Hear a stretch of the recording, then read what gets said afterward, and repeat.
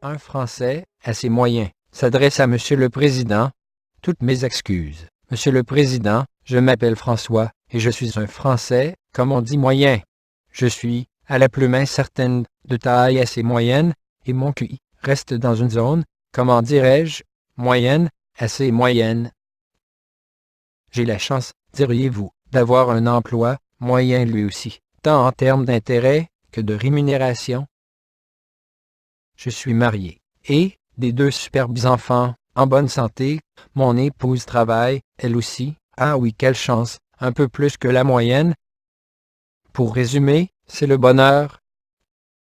Alors, je dois m'excuser d'être exaspéré, de passer pour un éternel insatisfait, et surtout d'utiliser à votre rencontre des noms d'oiseaux, que la bienséance m'interdit de publier ici. Que diable se passe-t-il? Pourquoi et comment se fait-il qu'avec une telle situation, un Français moyen soit informé le plus grand nombre de son désarroi? Peut-être parce que ce désarroi, cette tristesse, Monsieur le Président, est de votre fait.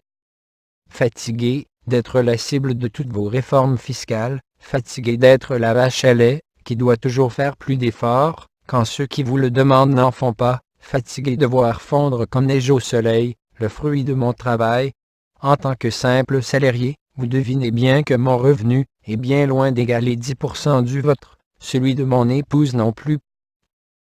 Nous sommes propriétaires d'un emprunt auprès d'un établissement financier, encore pendant 2 décennies, ou presque. Ensuite, peut-être serons-nous propriétaires fonciers, je dis peut-être, car au rythme où vont les choses, je ne vois plus vraiment l'intérêt de garder ce toit, qui me coûte en taxes, nous dirons 1 mois de salaire. L'emprunt, lui, représente environ 7 à 8 mois de salaire. Les impôts sur le revenu comptent environ pour 1 mois et demi de salaire. Et, j'y reviendrai ultérieurement, vont me coûter plus de 2 mois, dès l'an prochain, grâce à vos futures réformes. Pour aller travailler, car je ne travaille pas, chez moi, bien entendu, j'ai besoin d'un véhicule. À moi, il est diesel, excusez-moi encore, et plutôt jeune, mais de marque étrangère. Zut, là aussi je dois m'excuser. Donc je consomme pas mal de gasoil. Ceci dit, sur l'année, je consomme près de 2 mois de salaire en carburant. Voilà donc, où passe mon salaire annuel.